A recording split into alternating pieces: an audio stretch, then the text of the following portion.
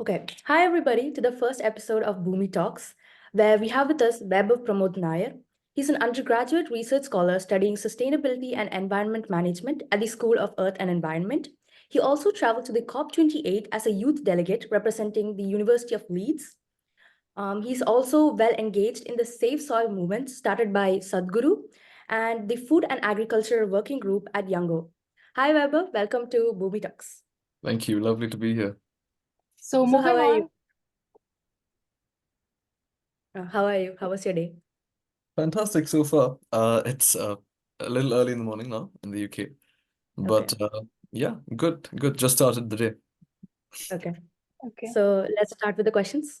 Yeah. Sure. So moving on to the first question, what inspired you to become an advocate for soil health and land revitalization? So, we don't think of land or soil usually when we think of climate change. We think of air pollution or think of carbon and what's talked about a lot. But the biggest carbon sink on the planet, terrestrial carbon sink, is soil.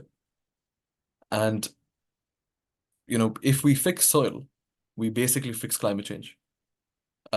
Nobody speaks about this in schools or public media or social forums until recently, when we have a global movement, just tailored to this. So what inspired me to take this up? I was in school in Coimbatore. So after my 10th, I studied until 10th in Abu Dhabi, as you may know.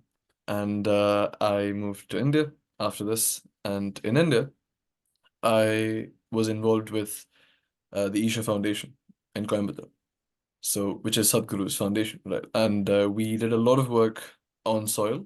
We did a couple of movements before Save Soil, leading up to Save Soil. So locally, there are movements called Cauvery Colony. There are movements called Rally for Rivers.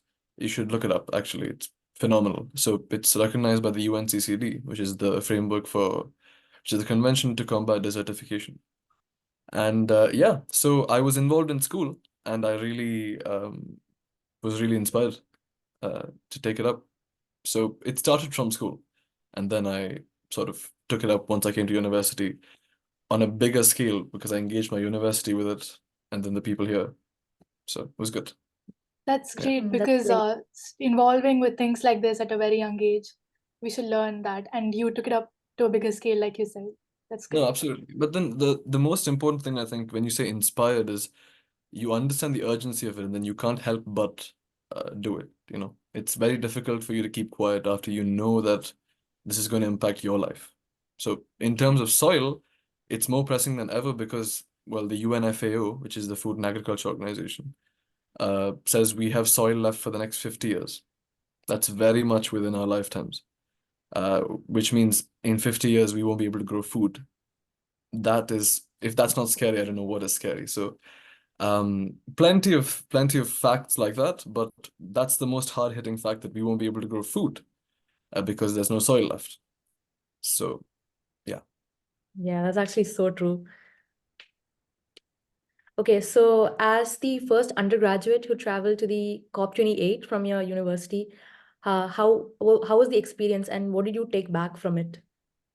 Okay, so COP28 was firstly phenomenal. I went there, just was very grateful to be there this December. What did I take back from COP28?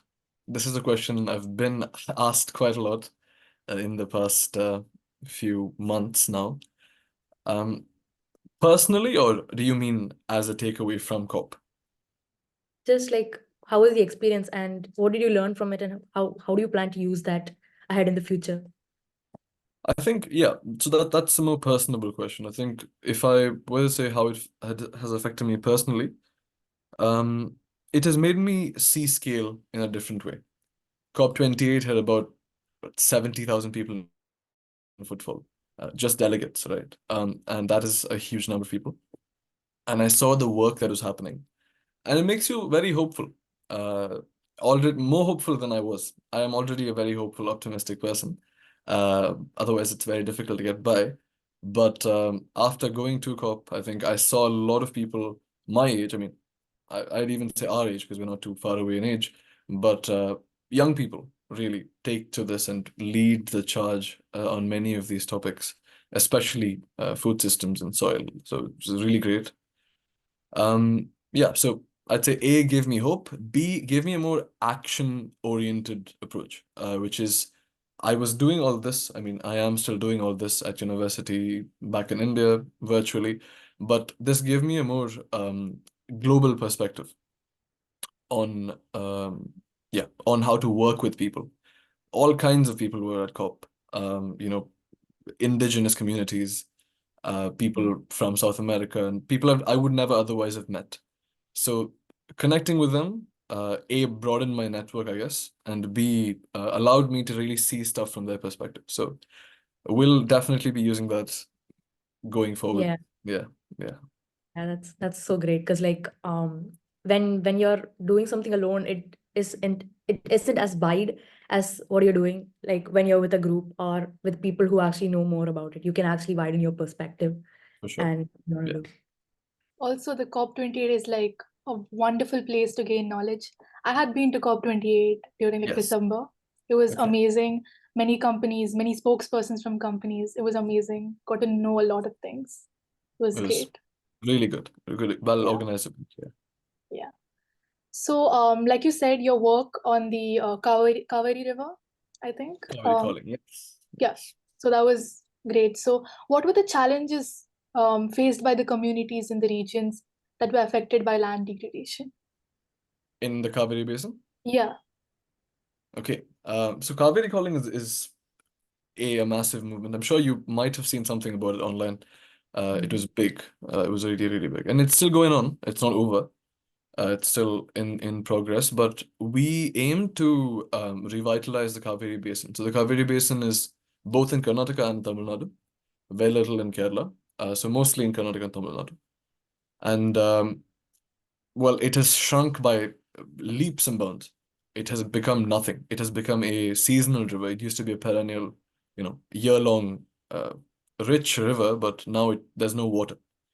And because of that, as you know, the groundwater table diminishes, and then agriculture suffers, and the economy suffers. So we went there actually so I was part of Isha Home School, like I mentioned. And from Isha Home School, we traveled to the Kaveri Basin. We had two teams that went to Chennai and Bangalore for two states to raise funds from corporates. So we went to all your big names, your Barclays and your Mahindra and all those big names, and spoke to those corporates and told them, listen, this is serious.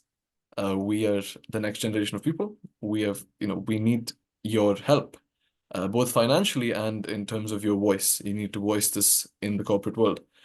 But leading on from that, we went to the Kaveri Basin and met the farmer. And we probably should have done that before we went to the corporates, because when we met the farmer, we got, personally, I felt touched.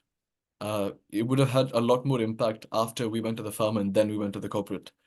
To speak to the corporate saying, listen, these people are dying because they don't have money and they don't have food. They're not able to grow stuff on their land because their land is dead, because there's no water in the Kaveri. So, no, yeah, just changed, definitely changed the way I saw what I was supposed to do or what the movement was. When you see people, literally crying, or like they don't have water, their land is just parched. So, yeah, it was a real experience, I'd say. Yeah, that's actually so great. Okay, so as a young leader and advocate for sustainability, how do you see yourself how do you see the role in promoting sustainability and making a positive impact in the global issues? I think it's very important so firstly, many of us are taking to sustainability. It's not just a few leaders, right? Many, many of us in our generation. I'm happy, and it's fantastic that all of us are voicing this, because we understand that it's pressing. It's very much in our lifetimes. It's not that our parents are going to suffer, or our grandparents are going to suffer. And if we have children, they're going to suffer, right?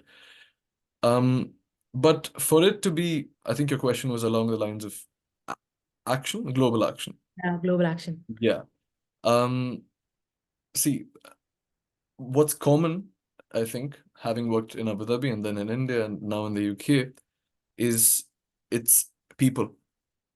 And if you can mobilize people, that's about it. So I think the what's lacking is this blame game cannot go on.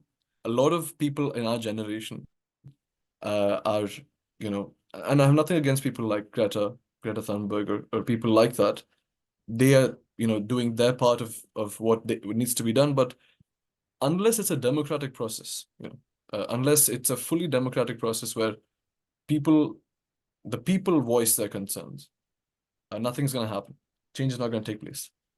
And on the contrary, we have seen that if people voice it, then change will happen. So instead of playing the blame game and pointing fingers and saying, if you don't give us, if you don't protect the environment, we will just not work. Like you have hartals, right? That's not going to work. You have to mobilize people. So mobilizing, convening, lobbying, getting people talking is what's important. So again, if the governments put something in place, let's say, what is the biggest problem in India? The sole problem in India, if for most of our concerns, especially ecologically, is population, right? But if tomorrow the government comes and says, okay, we want to fix everything economically, environmentally, we're putting a cap on population, will the people listen? No, it's not going to work. So it has to come from the people.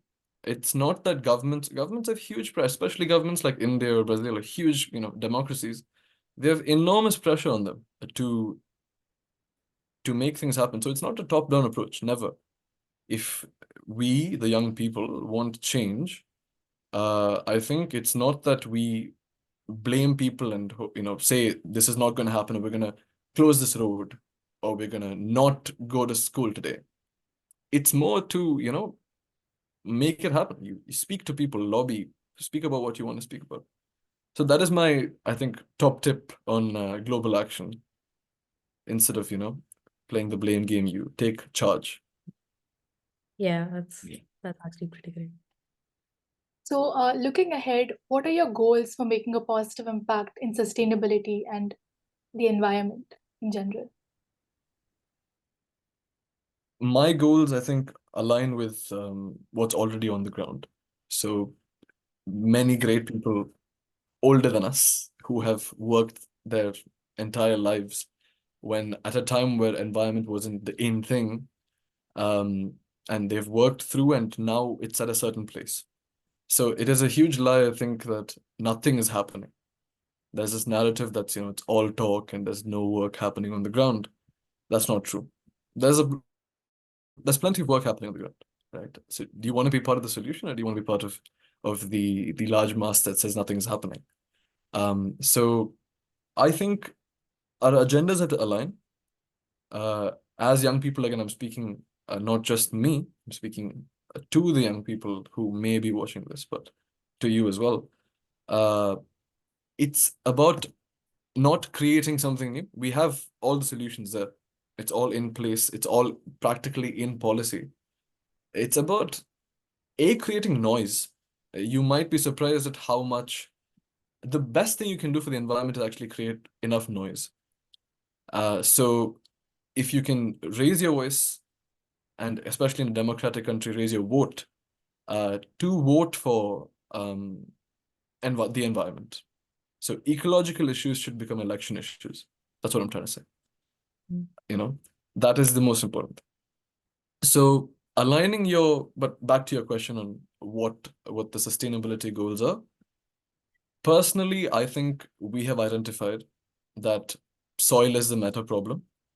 And obviously we haven't touched upon that here, but I'm sure you may have seen the Save Soil movement's tidbits somewhere or the other. So you might have an idea of what the Save Soil movement is. But soil is the meta problem. It addresses poverty, it addresses climate change, it addresses water security, food security, nutritional loss, all your big problems. The umbrella problem is soil and land degradation. Right? So right now, most of what I'm doing is on soil and land degradation, but it's not just limited to that. You have plenty of issues that you may be passionate about. It doesn't have to be soil. Just because soil is the meta problem doesn't mean you are passionate about soil. Many people I know, many of my friends who are here studying environment, very passionate about the ocean, right? Plastics in the ocean, species in the ocean. As soon as you say you're passionate about it, what are you doing? What are you doing about it, right? How are you getting involved? So this is it. Aligning your goals, there's no need to invent new goals, sustainability goals. It all exists out there. We have metrics, targets, and agendas in place. How do you leverage your agency, as we say it formally in academia, right? Agency is the word you use. So how do you use agency to make, that change happen in your spheres of influence? Yeah, that's absolutely right. Especially when you said that when a group of people acting towards one cause is better than just everyone doing it individually, you actually Absolutely. make, you know, yeah. Okay. So with the ongoing climate crisis or global climate crises that's happening right now, do you think the action taken by various summits is enough, or do people need to get involved more, like more people, So this goes back to what I just Yeah. said, which is the summits are important, but they're by no means enough.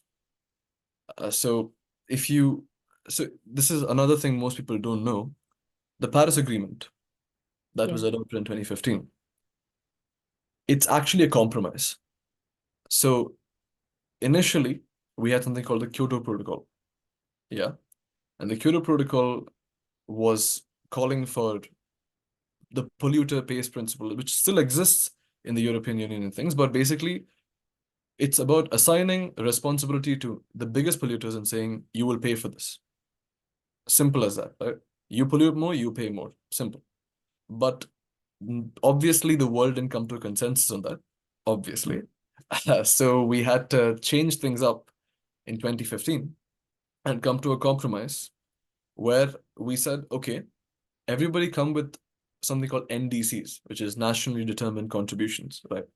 So every country come to us, which is the UNFCCC, Framework Convention on Climate Change, with NDCs, and we will look at it and we will say if it's enough or not enough. We will talk about it. And if it's not enough, we can go back and rejig our NDCs to align with the global targets. So it's become a much more compromised thing. To answer your question on the COP or other conventions, COP is not the only convention. There are three actually. So UNFCCC has a COP, right? UNCCD has a COP, and there's something called CBD, which is a Center for Biological Diversity, Convention of Biological Diversity, which also has a COP. So there are three COPs that happen in a year, actually. The COP by the UNFCCC is the famous COP because everybody, all the presidents, prime ministers come there and sign papers and declarations. But the other ones are also important. So yes, there is obviously a need for people to get involved formally, right, in the process. But in whatever capacity you can get involved, again, it's not about blaming. It's about getting involved, like you said, not like I said. Yeah. Also, to add on to what you said, I think the world, we do something only when some big consequence is going to happen. Like when we look at the case of CFCs, chlorofluorocarbons, only when there was great danger towards the ozone layer did we take action. And I think that has to change. And we should have like a long-term goal and not do things only when something is happening or big consequences happen. I'd like to add to that. That's a good point, but the Montreal Protocol is what you're talking about, right? So the Yeah. Montreal Protocol is what we adopted for CFCs, and for the longest time we've used that as a motivator on the global stage, saying, look, we had the Montreal Protocol, so of course we can fix climate change because we fixed CFCs. It's not the same. And I'll tell you why it's not the same. It's not the same because CFCs or HFCs were produced by literally one company, okay, in the US. And that company manufactured CFCs and then were paid to stop producing CFCs and its subsidiaries across the world. And so it was a very linear sort of solution. It wasn't as complex a problem as climate change, or definitely not as complex a problem as food systems or land.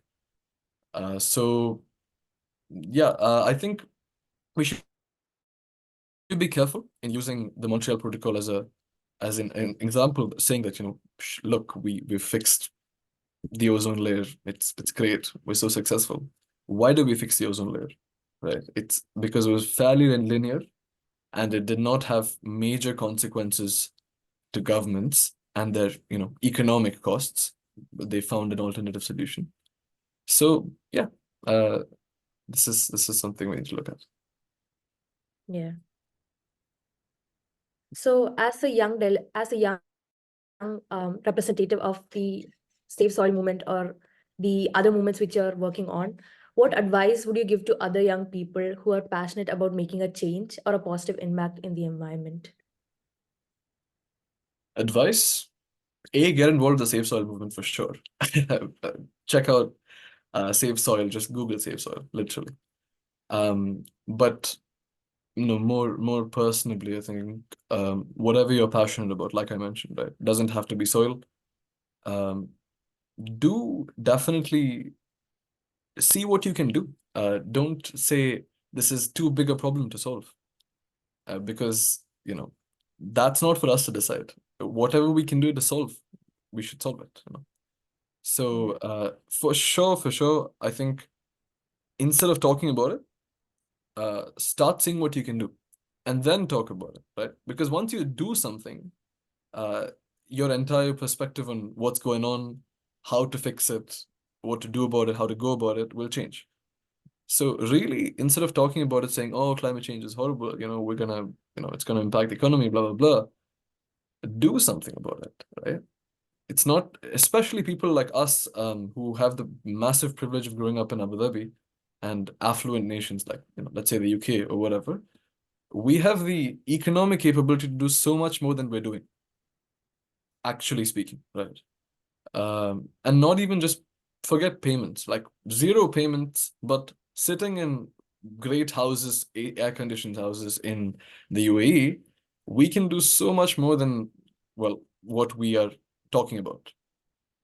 So do it. That's all. Just start doing things instead of becoming a social media, warrior, saying that this, reposting that on your story. That's great. That's fine. That's important. Like I said, the voice is very important. Repost stuff, but see what you can do further than that instead of just reposting something on your story.